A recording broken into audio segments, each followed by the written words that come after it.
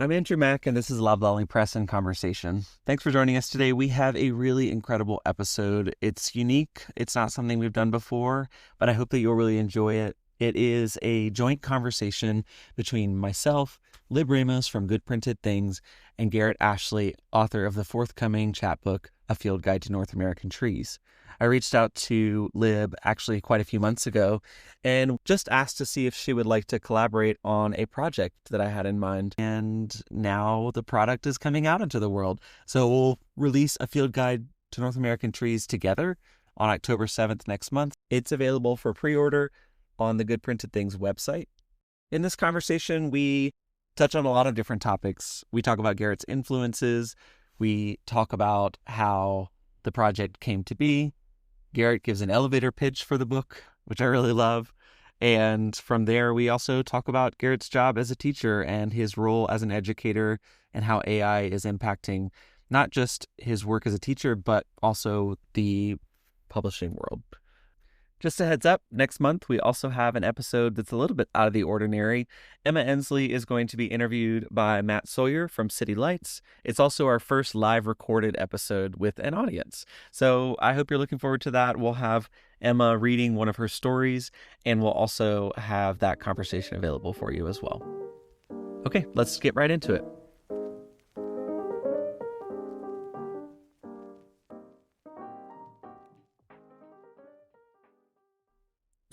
There was this book that I read recently called Watercolor Women, Opaque Men. It's a novel in verse, and I really, really wanted to write a novel in verse in some way or another. And I don't know if that's like your jam or not, but I'm having a lot of fun with it.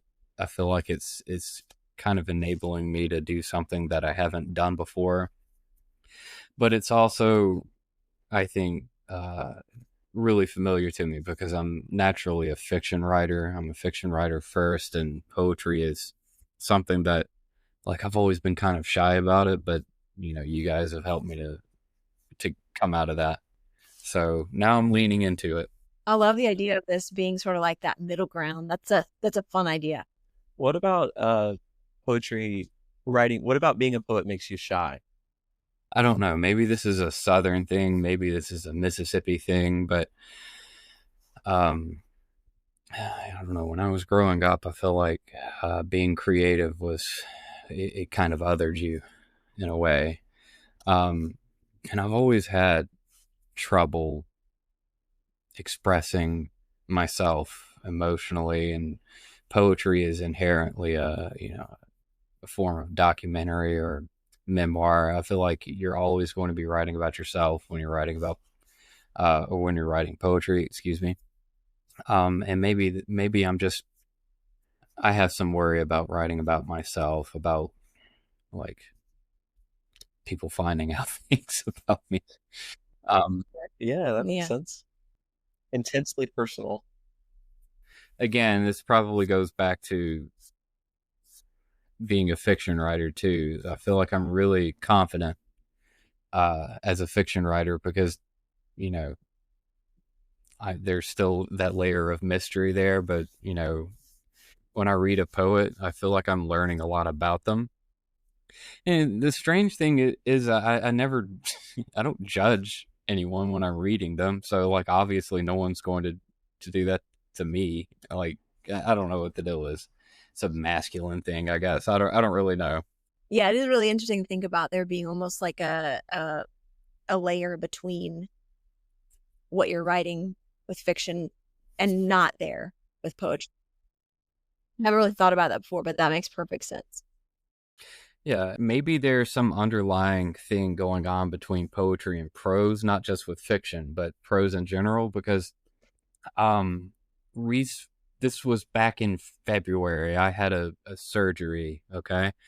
And I've tried to write about the surgery, about like the weirdness of having surgeries. I've known a lot of other men that have had the same surgeries, and they don't talk about it, and they're like really weird about it, and leading up to it, they let the problem gets, it's a hernia, by the way.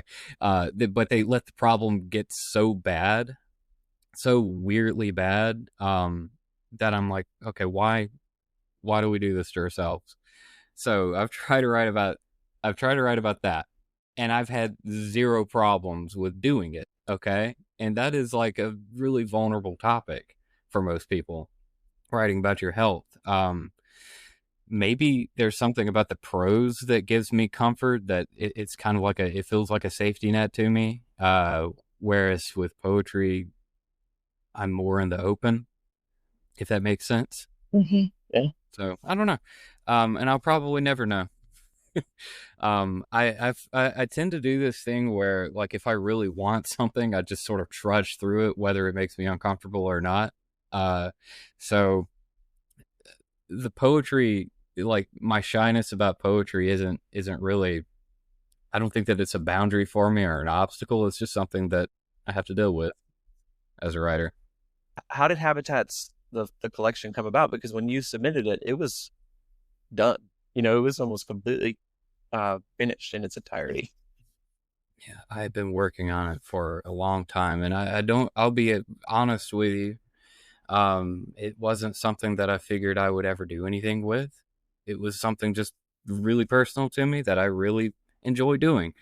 I would work on poetry in between fiction projects, to sort of, as a sort of palate cleanser. And I started to take it seriously at a certain point, and I wanted it to have a sort of natural arc. And Lib, I don't know if you've read the full collection or not. I the three parts that occur throughout it, that was probably one of the hardest things for me to do, try to figure out the organization, and you guys probably want to change it even more, and that's totally fine. But yeah, it wasn't something that I figured I would take seriously at first. It was just like something that I did because I needed a break from everything else. And I feel like that's the best kind of writing to do, is the writing that makes you feel like you're not working. I think that's great. I mean, I was just telling Andrew that the latest book that I just published is a collection of haiku, and it's the same story, where this was a personal project, a personal practice that was never really intended to be put out in the world. But I was like, I learned that my friend writes these haiku after each birth she attends as a midwife.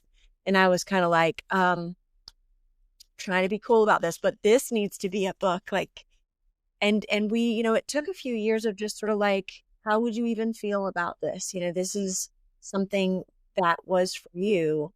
And she finally, and she's talked about this at some of the events, is just, it felt right. It felt like this was time to share this in this way. And we wanted to do it in a really beautiful way that kind of honored that practice in and of itself.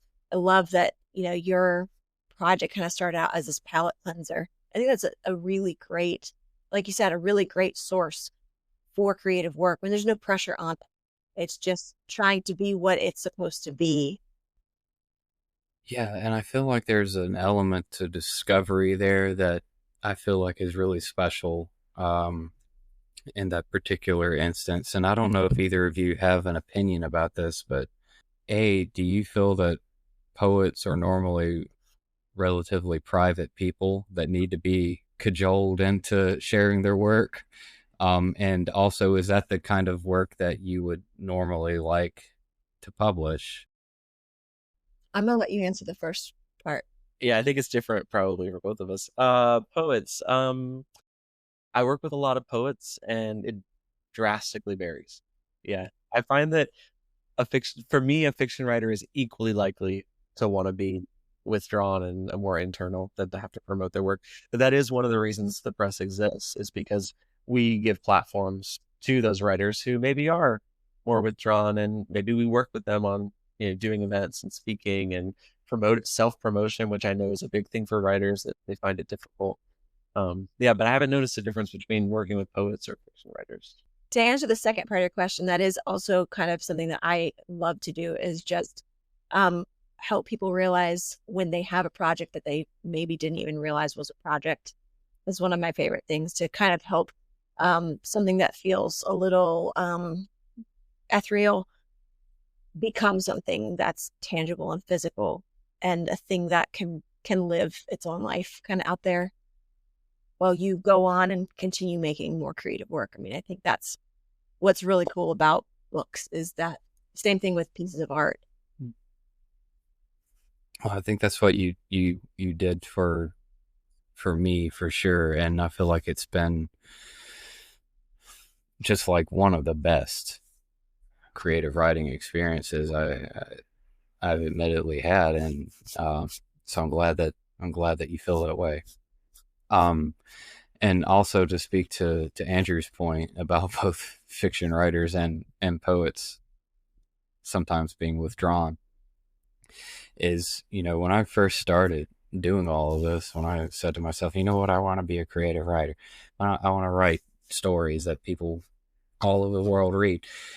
I was always under the impression that that writers were naturally withdrawn people, and I didn't realize how much socialization there is in it. Yeah, It's community. I think also, I mean, I'll speak for myself. I like being the center of the show, so I'm happy to go out and do readings, and I don't know, it's a form of performance that I really enjoy. For sure. It's one of the things that I feel is necessary to teach younger writers, especially like taking, creative writing classes, is, writing is like mostly community. You do a lot of it by yourself. Yeah, that's the fun part. But if you don't know how to talk to people, then I don't really know. I don't want to say that this isn't for you, but you need to learn how to talk to people for sure. So we talk about field guides. let's do it. I'll say, like, as a starting point, I felt like when I read Habitats, which by the way has this really, you mentioned the structure being difficult to come up with. It doesn't feel difficult when you look at it, which is like part of the beauty of what you've done, is that it is a fully formed and realized concept. But I did feel as I was reading it that this middle section of called Field Guide to North American Trees was its own thing. Like, it had its own life. And I thought of kind of like, wow, this would be cool as a chapbook, as its own thing in a different format, ahead of the publication of the full length. And I guess my first curiosity is, like, when I told you that, was it surprising to you that that was the section that kind of stood out? It was surprising to me, but at the same time, it was what I really, really wished would happen. I really enjoyed writing those poems, and I'm so happy that you guys asked me to write more, by the way, because I feel like that was the most fun. It was a surprise to me. I mean, anytime you're told that your work is really interesting and there needs to be more of it in any sense, that's a surprise. I think some of the poems are really surprising, and I think that's part of what I enjoyed about them, is that they're set up in this field guide format where there's a description, there's leaves, there's bark, there's twigs, there's flowers, all of these things. And one of those things is habitat. And so you've got this kind of like thesis statement of your book hidden within what I was telling Lib earlier is kind of the center of your book, of like the literal center of your book. You said it was the most fun to write. Were there any that were particularly difficult or particularly easy that you loved writing? I think so. Yeah. Especially in the sort of earlier attempts at doing it. I scrapped a few ideas. I don't even remember what they are. So if you were to ask me, I couldn't tell you. Just coming to the form, trying to figure out like what I was doing, how I was doing it. Most of it is writing about me, but also about the trees and about some of it's the research, but mostly it's memoir-esque still. It's still in that sort of realm. You mentioned the sections, the habitats, and the in sections of each poem, we sort of come to a conclusion at habitats, and then I end on a range. Okay, that was always the hardest part for me, is trying to figure out how to wrap these poems up. You know, I don't really think about poetry as being something that necessarily needs an arc, that needs a clear thesis statement, but I felt like the poems were sort of hinging on those last two sections, and that was really difficult for me to pin down, to figure out. What I find most intriguing about the poems, besides the structure, is how you go from talking about the tree to yourself immediately, and it does something with your brain, where you are like learning, literally like learning about a specific tree, but you know there's more to it. And I think that's where I was initially kind of blown away by them, and why I'm really excited for them to be their thing, and why I'm so glad Liv wanted to be a part of that. Would you like to read one? Yeah, I'll read one. This is Loblolly Pine. Description. In an old field, commercial, southern as Jesus Christ, with resin and bathroom fragrance, the spread of arms even in, and we don't see these things anymore. On the side of the road, a silhouette against highways, green oceans which occasionally leap, scream as they are taken to pasture. Needles. What we shout. A last bundle before brown winter. Twisted as though there was some reason, like I twisted my ankle just stepping off the sidewalk. 2 cars drove by and I could tell they were looking at me through gritted teeth. Nobody stopped. Only 30 years old. What the fuck? Why does this happen? Bark. A black map. Levels of an encounter. Imagine driving a car through this landscape like in Baton Rouge, where we looked for the last house in the world for sale. We made an effort, and imagine barking at the moon, a crash in mind. We were good while we lasted. Cones. We open at maturity. We dream of falling on heads, a thump against moist earth, to land on a head. That would be bone-crushingly good. We dream of killing, maiming. A mother would recognize us, love us, put us on shelves as her own children. A cone is a method of love and solitude. Habitat. From the deep. We were born poor. Nobody recognized us in flooded earth as children. Try for a moment to remember our abandonment. A helicopter flew over the barn where we were hiding, and we dove into the hay. Range. All across, no longer native. We are fast growing, and we see through the bullshit of others. Remember the sound of mud as your face enters it. In the 8th grade, when you were called, don't grit your teeth when I repeat the words. I can't even say them here.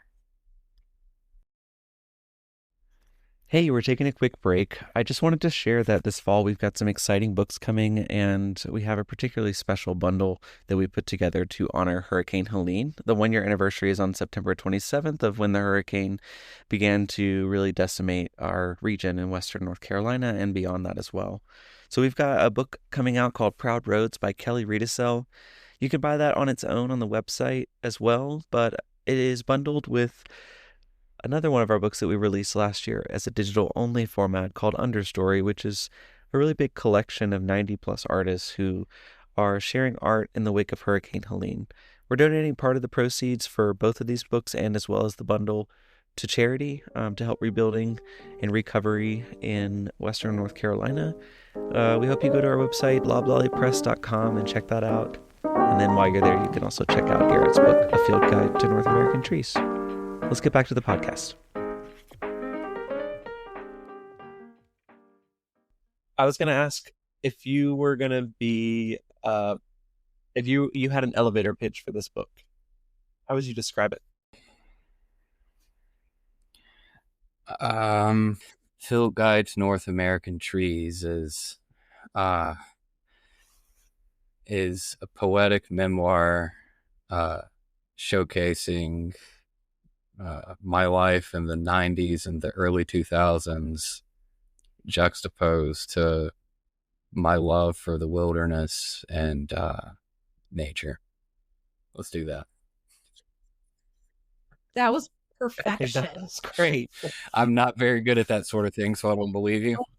Perfect word. That was amazing. I think that's what I was saying, though, is like these Yes, things are kind they're of just coexisting back layer and forth. layer.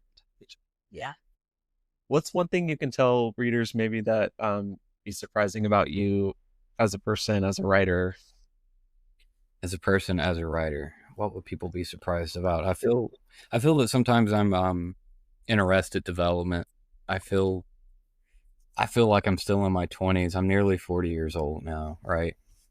I watch a lot of TV. You know, I don't think that I read as fast as other writers and professional teachers and that sort of thing. I collect Super Nintendo games. I'm a super dork. Okay, I love nerdy stuff. I'm also a sci-fi writer. Outside of writing poetry, writing about the South and wilderness and deer now apparently. I love writing about robots and artificial intelligence and that sort of thing, and I think that I'm okay at doing it too. Just that was like my first love. I've been published in Asimov science fiction a few times. I'll be going on my fifth short story for Asimov's this coming November. I love it that to write in all the different genres and the different styles. Like you're clearly taking things in order to put out all of the different things that you are writing. So it's maybe you can't pinpoint it, but I mean it's definitely happening. I think that the cross like genres is a very interesting and unique fact. Liv and I were talking about how we wear a lot of different hats to do the press, the stuff that we do. And I think you're very obviously a multifaceted writer, which I think is actually more interesting than just being a poet or just being a fiction writer, because you exist in all these different worlds. And it just, to me, shows that you are also very intellectually engaged. So it's a real positive. I think it's great. Yeah, I mean, even so, you can tell when I'm asked, like, what do you do? Like, what's interesting about you? I sort of flail around and I'm like looking for things in the room and just like naming things that I see because I don't know how to answer. I would be the same way. I would be the same way. I told Andrew at the beginning of this, I was like, I'm not really great being put on the spot. Like if you ask me interesting things about myself, I'm gonna be like, So you're And I should know what it's like because I do it to my students all the time. I'll say, okay, get out a piece of paper and I want you to write for 5 minutes on your favorite food and the person that used to cook it for you. And I think that sounds like a fantastic little like ice-breaking assignment, but students hate it because now they have to like, oh my God, what is my favorite food? I don't think I have a favorite food. In a sense, it feels like maybe if you've never been asked it before, it could come off as like I don't know, God forbid, like a dumb question, but I think it's a great way to learn about people. I think it's really fun that you shared that example though, because one of the projects that I have coming up, we were just talking about, is it's a food memories anthology. And so people to share food memories and the emotions associated with food. I love that you're kind of like bringing that up for your students too. I would be one of the students that spends like the first 4 minutes stressing over like, what is my favorite food and how do I even like write it? But I'm also not a writer. I'm very clearly like, I stay in my lane. I am on the design and art side of things, and I have a great respect for people who can put words to all of the feelings that I can't. God, I'm so happy that you said I stay in my lane, because it makes me think that maybe my students feel that they need to stay in their lane, whatever that lane is, and it's my job to try to get them to come out of it, in a sense, in order to express something that they've never thought about before. And I don't know if you feel that way as a publisher and as a reader, but I feel it's important for writers to be given that permission. And I think maybe that's why I really like that you don't have a singular lane. You have these varied options of how you can creatively write and express. Sometimes that's better through prose. Sometimes that's better through fiction. I think it's pretty fun. Yeah, for sure. I was thinking that if I were your student, I would be so mad that you were asking me to write on paper. I can't believe you make them pull out a piece of paper and write it. They do get mad about that, but they can get over it, because we're dealing with the AI apocalypse right now, and we're all boomers at heart here, and the only solution we can come up with is to handwrite now. So I hadn't thought of that, but you're right. There is kind of this urge to just have AI do it for you, especially on assignments like that, where what you're asking really is for them to stretch themselves, and they won't be able to do that just using an AI And I know prompt. I'm Yeah. not the one that's supposed to be asking questions here, but I have to ask both of you, because you're in publishing. Have either of you encountered AI submissions yet, or anything that's sus? So this Food Memories anthology was the first one that I've really been sort of concerned about it. I reached out to a professor friend of mine and just kind of got her take on it. And we kind of ended up with the prompt itself for basically requesting submissions around the emotions that are tied to food. That's not something that AI can do well. Like there's no personal experience to pull from. And that was like really reassuring to me. I've seen some publisher discussions about, reverse search kind of things, and I've been advised like they're just worthless. That it's not worth the time to try and like run stuff through that. Where I ended up landing is that I feel like, especially with what I was going for with this project, the most human submissions are going to rise to the top. So even if we had some submissions, and I did include some sort of a disclaimer that's saying we prioritize human created work. I forget how we even really phrased it, but essentially we have the right to refuse or to whatever I said.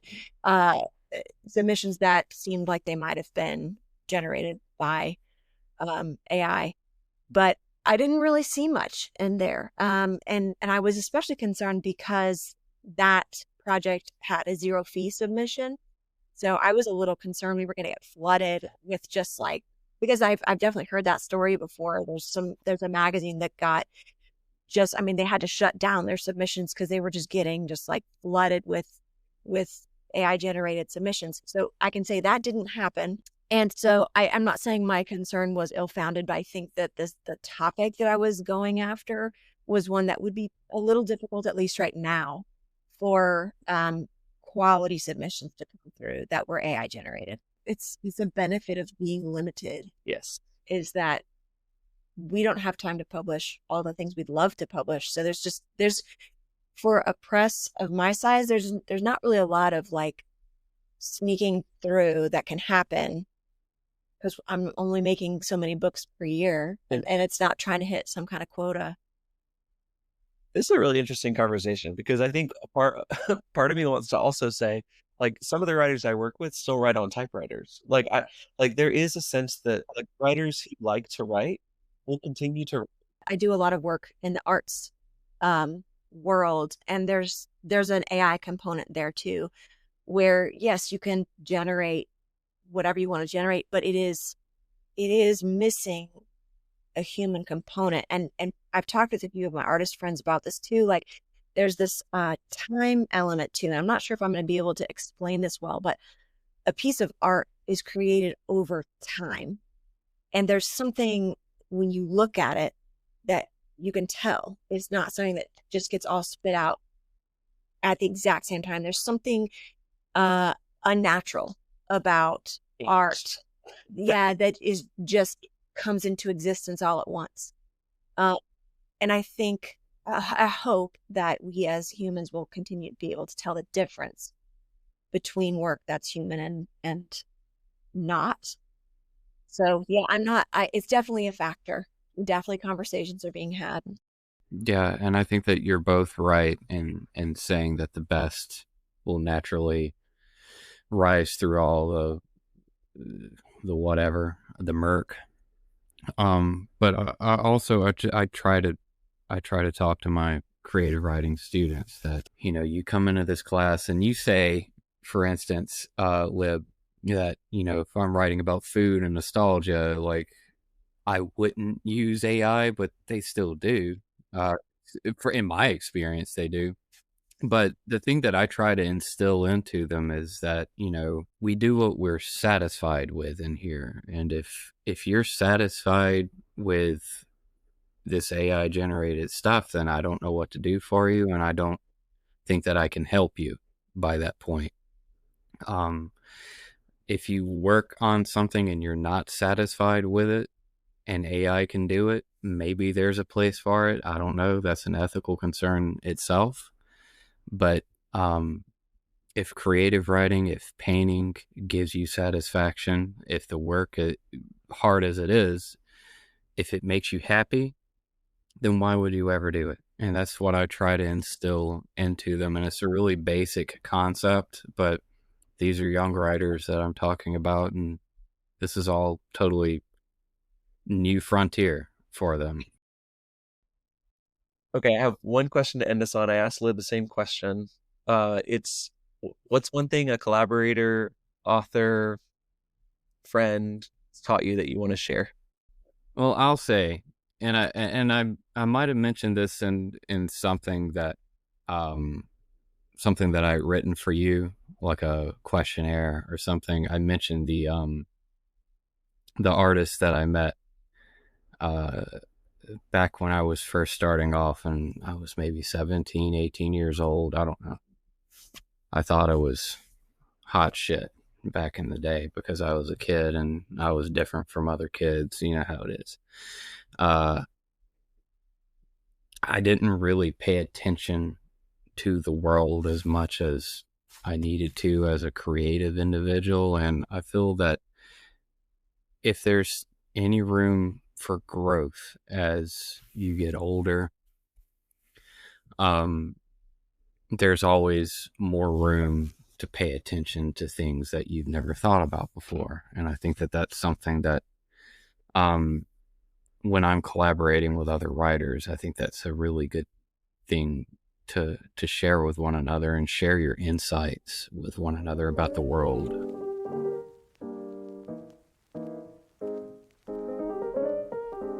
Thank you for listening to Loblolly Press and Conversation. This episode was produced, edited, and mastered by me, Andrew Mack, from my home in Asheville, North Carolina.